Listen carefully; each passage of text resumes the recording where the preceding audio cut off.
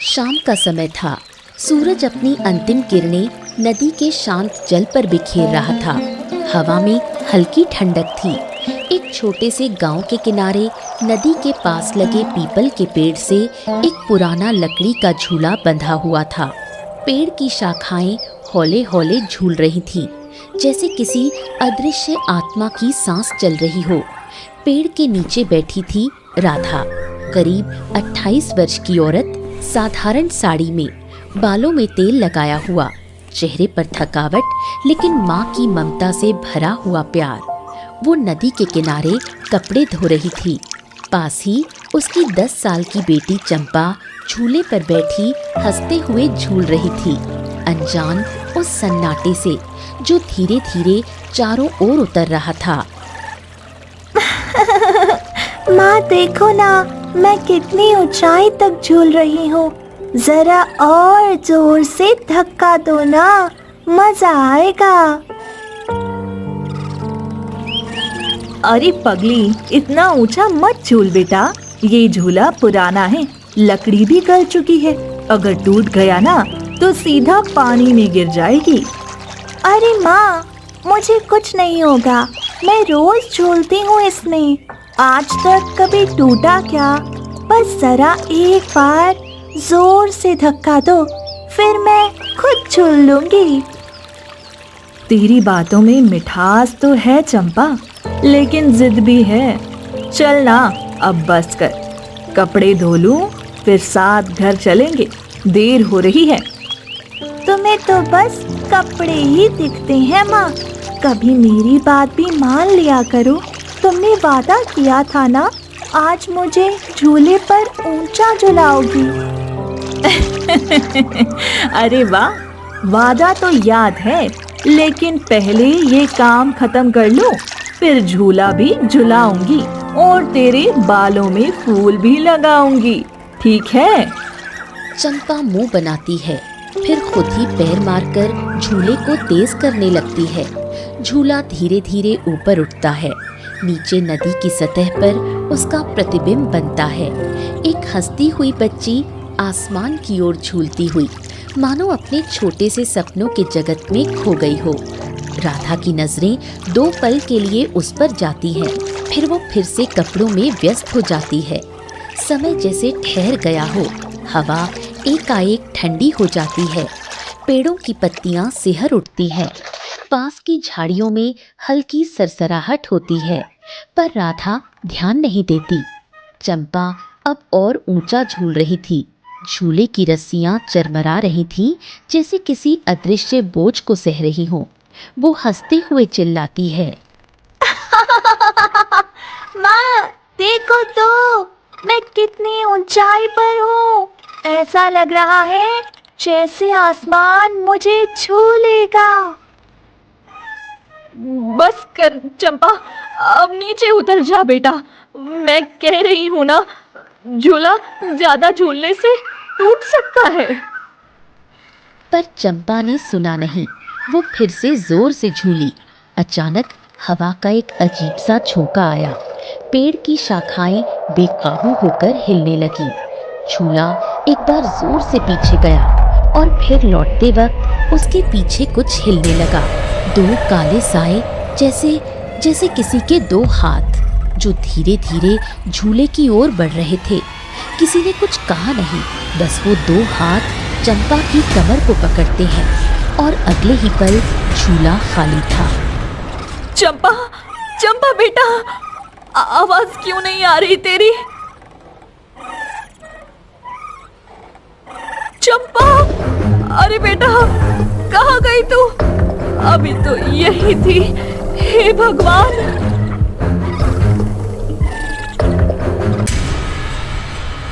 ये वही गांव था जहां हर सुबह पक्षियों की चहचहाहट और बैलों की घंटियों की आवाज से दिन की शुरुआत होती थी।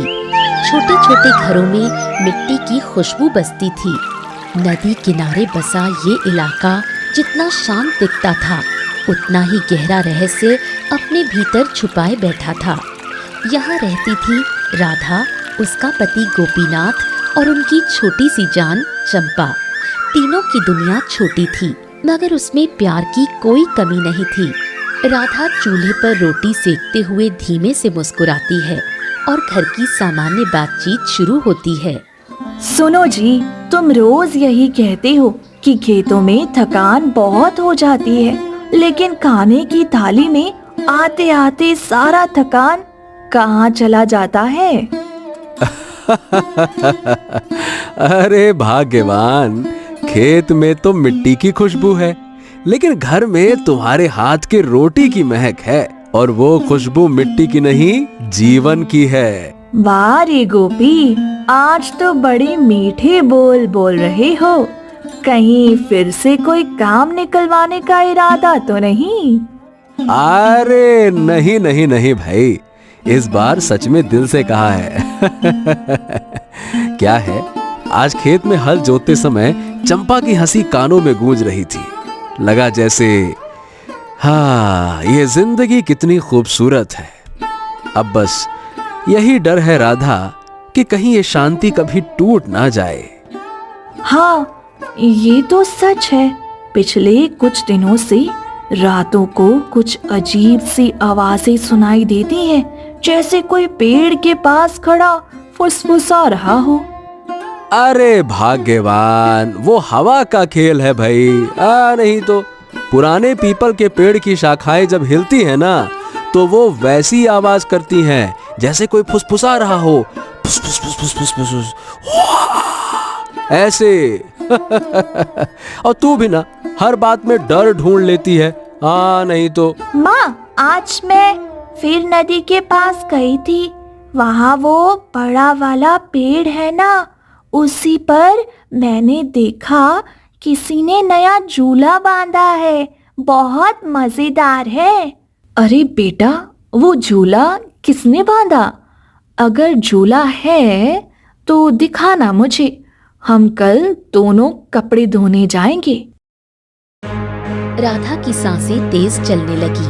उसने आसमान की ओर देखा। सूर्य की आखिरी किरण भी डूब चुकी थी। चारों ओर धुंध उतरने लगी। नदी अब शांत नहीं लग रही थी। उसमें एक गहराई, एक रहस्य और एक अनजाना डर छिपा था। वो पुकारती है, दौड़ती है, लेकिन सिर्फ गूंज लौटती है। और फिर सन्नाटा। गांव की चौपाल पर अब कई लोग इकट्ठा थे और इनके बीच में बैठी थी राधा। बिखरे बाल, कांपते होठ और डरी हुई आंखें। तुम सब मेरी बात सुनो। मेरी चंपा, मेरी गुड़िया वो झूले पर थी, बस झूल रही थी। मैं कपड़े धो रही थी और अचानक वो गायब हो गई। मैंने अपनी आंखों से देखा था, झूला हिल रहा था, पर वो उस पर नहीं थी।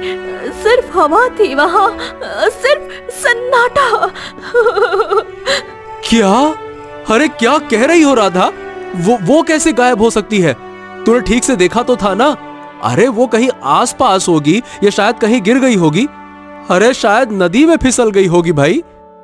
नहीं गोपी, मैंने चारों तरफ देखा। नदी में, किनारे पर, झाड़ियों में कहीं नहीं है वो।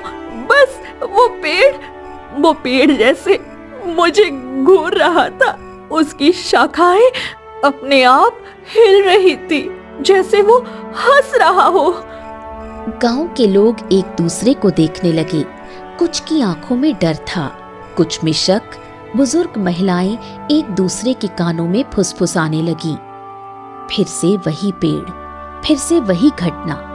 हवा में रहस्य घुल चुका था। गोपीनाथ, ये पहली बार नहीं हुआ है। बीते साल भी उस पेड़ के पास एक बच्चा गायब हुआ था। तब सबने कहा कि नदी ने निगल लिया, पर शायद सच्चाई कुछ और है। नहीं प्रधान जी, नहीं। मैं इस बार सच्चाई जान कर रहूंगा। मेरी बेटी को मैं ढूंढे बिना नहीं लौटूंगा। अरे जिसने भी उसे छीना है, मैं उसे छोड़ूंगा नहीं। गोपी, कहीं मत जाना अकेले। वहाँ कुछ है। वो पेड़ वो जीवित है। मैंने महसूस किया है, जब चंपा झूल रही थी तब पेड़ कांप रहा था, जैसे सांस ले रहा हो। गांव में फुसफुसाहट तेज हो गई। किसी ने कहा शायद आत्मा है, किसी ने कहा कोई श्राप है। फिर गांव का बुजुर्ग हरदीन काका आगे आया, सफेद बाल, हाथ में लाठी और आंखों में सदियों का अनुभव। ए गोपी, तू अकेले मत जा, गांव के कुछ लोग तेरे साथ चलेंगे।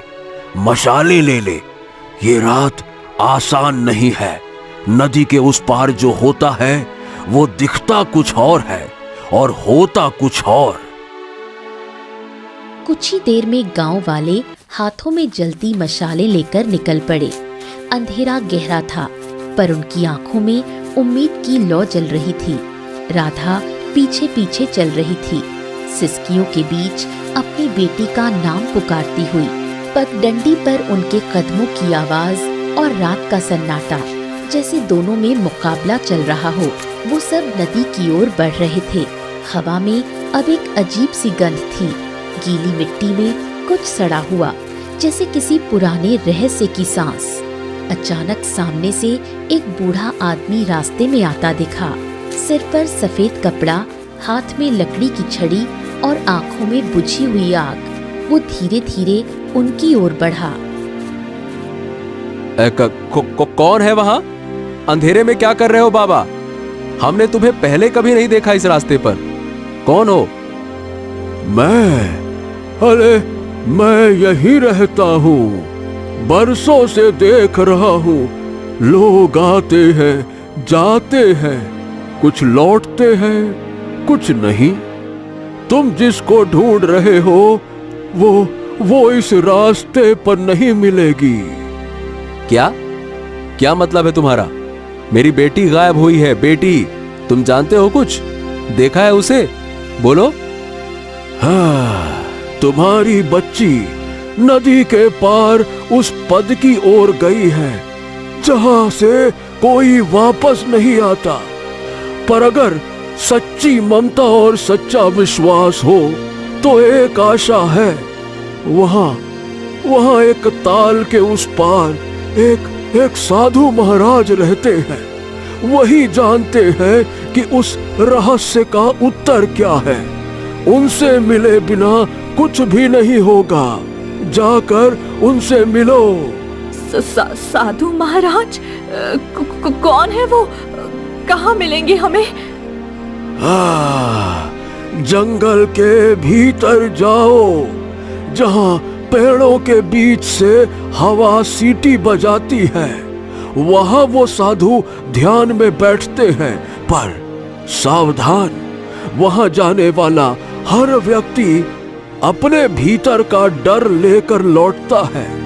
अगर तुम सच्चे हो तो वो तुम्हारी मदद जरूर करेंगे। इतना कहकर बूढ़ा आदमी मुड़ गया और जैसे ही मशाल की लौ उसके चेहरे पर पड़ी, वहां कुछ नहीं था, सिर्फ अंधेरा। गोपीनाथ की रीढ़ में ठंड उतर गई। गांव वाले एक दूसरे को देखने लगे। अब वापस लौटने का सवाल नहीं था। उन्होंने दिशा पकड़ी जंगल की ओर। कई मील चलने के बाद सब एक खुले मैदान में पहुंचे। बीच में एक छोटा तालाब था, जिसके पास एक वृद्ध साधु ध्यान की मुद्रा में बैठे थे। उनकी आंखें बंद थीं, पर ऐसा लगता था जैसे वो सब कुछ जानते हैं। गोपीनाथ आगे बढ़ा, उनके चरणों में गिर पड़ा। महाराज दया कीजिए, मेरी बच्ची को ढूंढ दीजिए। वो नदी के पास के पेड़ से गायब हो गई। किसी ने उसे खींच लिया। वो कहीं नहीं मिल रही महाराज, मदद कीजिए। तुम जिस पेड़ की बात कर रहे हो वो साधारण नहीं है। वो एक श्रापित आत्मा का घर है। वहां कभी एक लड़की रहती थी जिसका प्रेम धोखा खा गया था। उसने पीड़ा में अपना जीवन उस पेड़ के नीचे समाप्त कर दिया और तब से वो स्थान उसका बन गया। वो अब हर मासूम आत्मा को अपनी अधूरी सांसों में खींच लेती है। तो महाराज, क्या मेरी चंपा अब कभी नहीं लौटेगी? आशा अभी बाकी है। उस श्रापित भूमि की रक्षा एक पवित्र गाय करती है जो जंगल की गहराई में रहती है। अगर वो गाय तुम्हारी पुकार पर स्वयं तुम्हारे पास आए तो समझो तुम्हारे दिल की सच्चाई ने उस श्राप को तोड़ दिया है। फिर न केवल तुम्हारी बच्ची बल्कि और भी कई आत्माएं उस बंधन से मुक्त हो सकती हैं। मशालों की लौ अब हवा में डोल रही थी। सबके चेहरों पर डर और उम्मीद दोनों थे। गोपीनाथ ने आसमान की ओर देखा, राधा ने हाथ जोड़ लिए और साधु महाराज ने अपनी आंखें बंद कर ली, जैसे वो किसी अदृश्य शक्ति से संवाद कर रहे हों। साधु महाराज के शब्द हवा में गूंज रहे थे। उस गाय को ढूंढो, वही तुम्हारा मार्ग है। रात अब और भी गहरी हो चुकी थी। गोपी, हमें कितनी देर चलना होगा और ये जंगल तो जैसे खत्म ही नहीं होता है। हर दिशा एक जैसी लग रही है। हाँ, बस थोड़ा और राधा, थोड़ा और। साधु महाराज ने कहा था, अगर हमारा प्रेम सच्चा है तो गाय खुद हमारे पास आएगी। मुझे यकीन है हमारी चंपा की आवाज इस जंगल में कहीं गूंज रही है। आओ चलो। हवा में अचानक घंटियों की हल्की आवाज आई, जैसे कहीं पास में गाय चल रही हो। राधा ने चौंक कर चारों ओर देखा। दूर पेड़ों के बीच एक सफेद आभा सी झिलमिला रही थी और फिर उस रोशनी में धीरे धीरे एक गाय का आकार उभर आया। सफेद चमकदार शरीर, आंखों में कोमल तेज और माथे पर जैसे दिव्य चिन्ह। राधा के पैरों से ताकत जैसे खिंच गई। गोपी, देखो, वो रही वही गाय, वो खुद चलकर आ रही है। हे गौ माता, हे माता, क्या तुम ही हो हमारी आखिरी आशा? गाय धीरे धीरे उनके सामने आकर रुक गई। उसने राधा और गोपीनाथ दोनों को देखा, एक लंबी स्थिर दृष्टि से। फिर अचानक गाय का स्वर गूंजा, इंसानी आवाज में न कोई कोमलता थी न कठोरता, बस शुद्ध सत्य। जी, जो मुझे ढूंढते हैं उन्हें पहले खुद को ढूंढना पड़ता है। बोलो, तुम कौन हो और किस अधिकार से उस भूमि के श्राप को तोड़ना चाहते हो? माता, मैं गोपीनाथ हूँ, एक साधारण किसान। मेरी बेटी चंपा उस श्रापित पेड़ के पास झूले से गायब हो गई। मैं उसे ढूंढने आया हूँ। मैं उसकी रक्षा नहीं कर सका। मैं अपनी भूल सुधारना चाहता हूँ। हर पिता यही कहता है, पर जब भय सामने आता है तो प्रेम पीछे छिप जाता है। अगर तुम्हारा प्रेम सच्चा है तो क्या तुम अपने भय को त्याग सकते हो? क्या तुम उस पेड़ के पास अकेले जाकर उसकी आंखों में झांक सकते हो? हाँ माता, अगर मेरी चंपा उस अंधकार में भी है तो मैं वहां जाऊंगा, क्योंकि पिता की सांस तब तक चलती है जब तक उसकी बेटी की सांस चलती है। और तू स्त्री, तेरा क्या वचन है? तू क्या करेगी अगर तुझे पता चले कि तेरी बेटी की आत्मा अब इस लोक में नहीं है? क्या तू भगवान से शिकायत करेगी या विश्वास रखेगी? माता, मैं माँ हूँ। माँ कभी भगवान से शिकायत नहीं करती। अगर मेरी बच्ची चली भी गई तो भी मैं उसका नाम जपती रहूंगी जब तक मेरी सांसें हैं, क्योंकि प्रेम कभी मरता नहीं, वो बस रूप बदलता है। अगर वो इस हवा में है, इस जल में है, तो मैं उसी से बात करूंगी। गाय की आंखों में एक कोमल चमक आई। उसने अपना सिर झुकाया और फिर उसके माथे से एक हल्की रोशनी निकलकर दोनों पर पड़ी। हवा में अब एक अलग सी खुशबू फैल गई, जैसे गीली मिट्टी में कोई पवित्रता घुल गई हो। तुम्हारा प्रेम सच्चा है, लेकिन हर सच्चे प्रेम की परीक्षा अधूरी रहती है जब तक त्याग ना हो। सुनो, तुम दोनों को जो करना है वो आसान नहीं। कल रात जब चांद पूरा हो, तुम्हें उस पेड़ के पास लौटना होगा। राधा, तू अपने हाथों से उस पेड़ की जड़ में दीपक जलाना। गोपीनाथ, तू अपनी बेटी का नाम 3 बार पुकारना।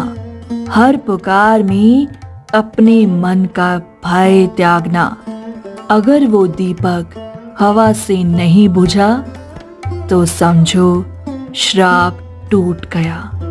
पर याद रखना, अगर झूठ या स्वार्थ मन में आया तो वही पेड़ तुम्हें भी अपनी बाहों में ले लेगा। माता, आप जैसा कहोगी वैसा करेंगे। बस हमें इतना बताओ, क्या चंपा जिंदा है? जिंदा और इंतजार में है। वो किसी और लोक में नहीं, उसी पेड़ की जड़ों के बीच, जहां हर अधूरी आत्मा सच्चे प्रेम की पुकार सुनने को तड़पती है। जाओ, कल की रात तुम्हारा भाग्य तय करेगी। इतना कहकर गाय धीरे धीरे पीछे हटने लगी। उसकी देह की चमक धीरे धीरे मिट्टी में घुल गई और फिर वो हवा में विलीन हो गई। गोपीनाथ और राधा वहीं खड़े रह गए। दिल में डर भी था और एक नई रोशनी भी। रात की हवा में अब नदी का स्वर गूंज रहा था, जैसे कोई बच्ची पुकार रही हो। चांद आधा था और बादल उसकी एक एक किरण चूसते जा रहा था। हवा में धुंध सी घुली हुई थी और जंगल की सिहरन उनके कदमों के साथ गूंज रही थी। राधा और गोपीनाथ उस पेड़ के पेड़ों के बीच पहुंच गए। वही पेड़ जिसके नीचे झूला बंधा था, पर अब पेड़ सामान्य नहीं लगा। उसकी छाल में कुछ सख्त, मानो खरगोश सी सांसें फंसी हों। उनकी मशाल की लौ पेड़ की जड़ों पर पड़ते ही कुछ बदल गई। एक नरम गूंजती हुई आवाज निकली, जो सुनने में मासूम और रहस्यमयी दोनों थी। माँ, क्या तुम आ गई? क्या तुमने मुझे ढूंढा? मैंने इंतजार बहुत किया। चंपा, ये आवाज, ये कैसी आवाज है? क्या तू सच में बोल रही है? मैं चंपा हूँ। पर मैं वही नहीं रह गई जो तुम जानते थे। मेरे अंदर अब और भी एक और साया है, एक और लड़की जो कभी यहाँ मरी थी। मैं बहुत रोई, बहुत पुकारा, पर मेरी पुकार पेड़ की लकड़ी में जकड़ गई। ये आवाज, ये उसका स्वर कैसे हो सकता है? क्या ये कोई जाल है? क्या कोई हमें बहका रहा है क्या? कौन है? कौन? तुम्हें धोखा देने की मेरी इच्छा नहीं। मैं और वह लड़की, दोनों की आत्माएं यहाँ पर मुरझा कर रह गई। किसी ने हमें धोखा दिया, हमें यहाँ बांध दिया और तब से हम इस लकड़ी में बंद हैं। जो मुझे बचाने आया उसे मैंने परीक्षाओं से उभारा, पर मेरे भीतर और भी बहुत है। हे ईश्वर, मेरी चंपा की आत्मा इतनी पीड़ा में। बताओ बेटा, तुम्हें क्या चाहिए? मैं कुछ भी करूंगी। तुम्हारी ममता ही मेरी उम्मीद है। सुनो, मुझे और इस लड़की को यहाँ से निकालने का एक ही रास्ता है।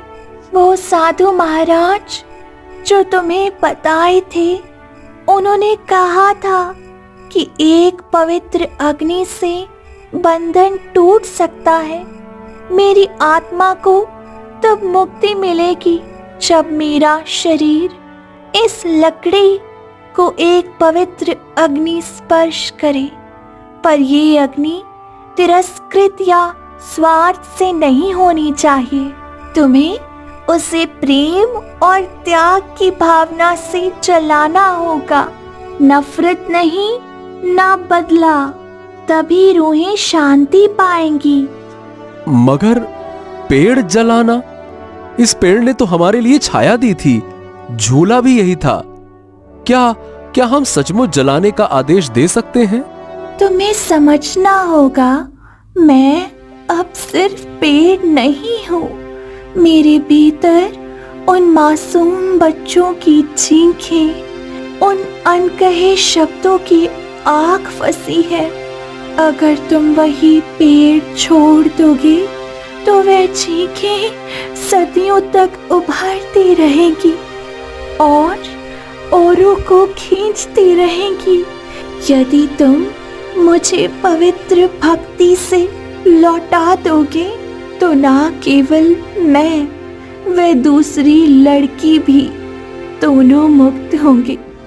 पर याद रखना, ये परीक्षा है।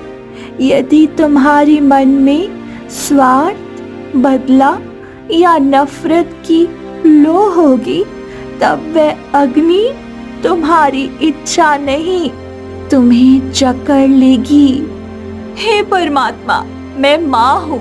मेरा दिल केवल प्यार जानता है।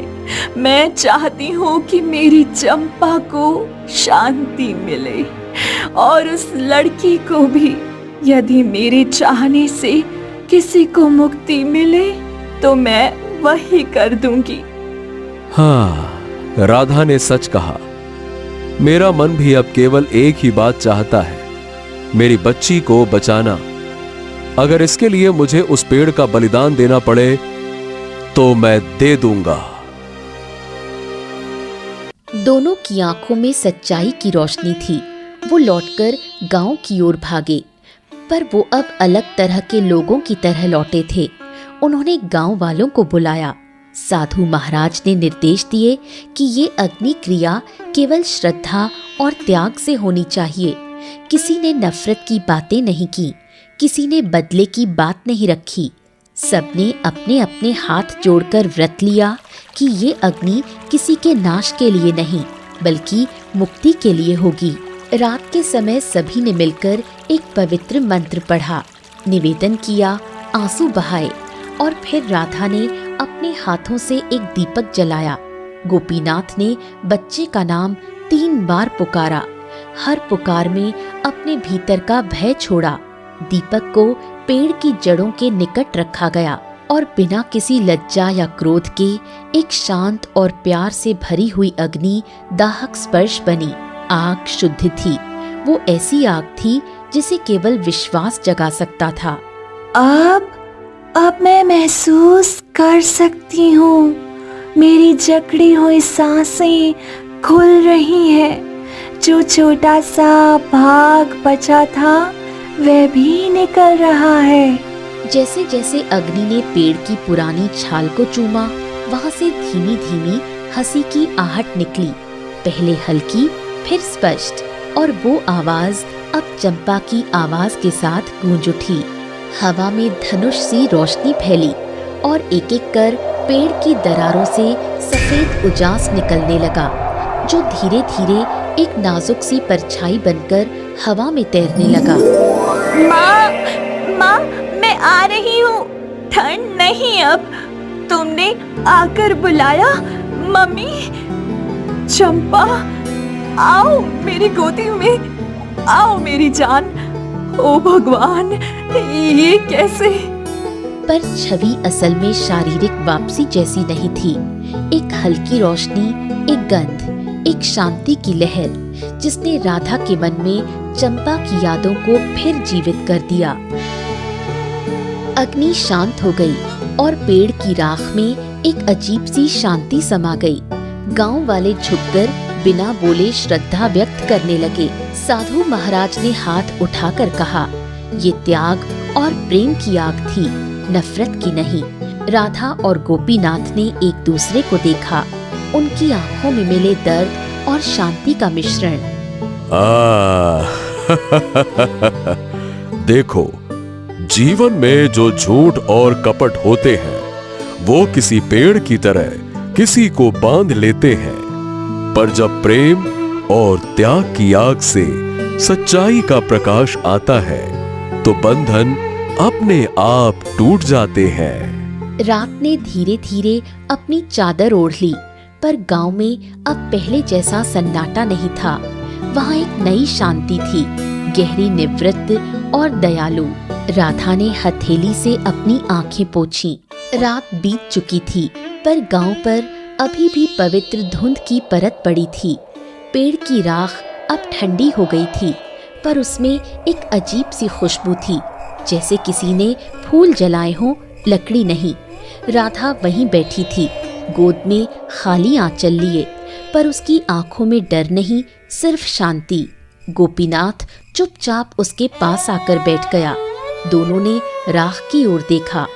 जहाँ कभी शाप था, वहाँ अब हल्की सुनहरी रोशनी झिलमिला रही थी। गोपी, आज पहली बार मुझे ऐसा लग रहा है कि मेरी चंपा मुझसे दूर नहीं गई। वो तो बस किसी और रूप में आ गई है। देखो, हवा में उसकी गंध है, वही फूलों जैसी। हाँ राधा, तूने देखा, जब अग्नि शांत हुई तो राख पर वो छोटी छोटी चमकें थीं। ऐसा लगा जैसे किसी ने दिए जलाए हों। शायद वो उसकी मुस्कुराहट थी। ठीक उसी वक्त हवा का झोंका आया। राधा की ओढ़नी उठी और राख के ऊपर जा गिरी, पर राख उड़कर अलग नहीं हुई। वो एक साथ सिमटकर एक आकृति सी बनने लगी। धीरे धीरे उसमें एक बाल सदृश छवि बनी, चमकती, उजली और कोमल। गोपीनाथ और राधा ने अपनी सांसें थाम ली।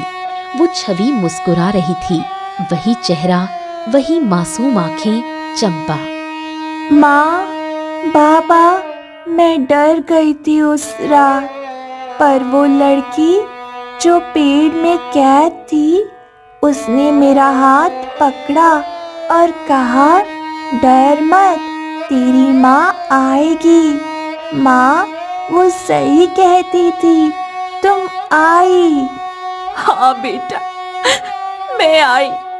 मैंने तुझे पुकारा, मैंने तेरा नाम हर सांस में लिया, कभी नहीं छोड़ा तेरी याद को। देख, अब तू आजाद है मेरी गुड़िया। माँ, अब मुझे डर नहीं लगता। वो लड़की भी चली गई।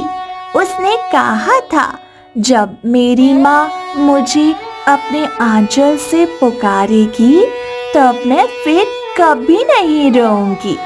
अब मैं यहाँ रहूंगी, पर हमेशा तुम्हारे आसपास, हवा में, धूप में और उस दीपक की लौ में जो तुमने जलाया था। हे भगवान, ये कैसी माया है, हमने उसे खोकर भी पा लिया। मुझे लगता है शायद ये सजा नहीं थी, ये हमें सिखाने का तरीका था कि प्रेम किसी देह में नहीं, भाव में बसता है। चंपा की छवि धीरे धीरे फीकी पड़ने लगी, लेकिन उसका स्वर हवा में रह गया। वो स्वर जैसे हर पेड़ की पत्तियों में समा गया। सूरज की पहली किरणें जब गांव पर पड़ी तो सबने देखा, वही जगह जहां पेड़ था, अब वहां छोटे छोटे हरे अंकुर फूट आए थे। उनके ऊपर हल्का सा ओस का पानी था और हवा में घंटियों की मधुर ध्वनि गूंज रही थी। राधा ने दोनों हाथ जोड़े और धीरे से बुदबुदाई, तू चली गई, लेकिन मेरा आंगन तुझसे फिर भर गया। अब ये मिट्टी, ये हवा, ये गांव, सब तेरा घर है मेरी चंपा। अब समझ आया। हर दुख, हर पीड़ा एक संदेश होता है कि जब तक प्रेम सच्चा है कोई आत्मा कभी नहीं मरती। शरीर चला जाता है पर स्नेह अमर रहता है। उस दिन से गांव में एक नई परंपरा शुरू हुई। हर साल उसी रात जब चांद आधा होता था और गांव की औरतें नदी किनारे दीपक जलाती और पेड़ की राख को प्रणाम करती, लोग कहते हैं जब हवा चलती है तो कभी कभी हंसी की आवाज सुनाई देती है, एक बच्ची की जो कहती है माँ मैं यही हूँ। और गांव की मिट्टी आज भी उस शांति की गवाही देती है जहाँ श्राप टूटा और प्रेम ने सबको मुक्त कर दिया।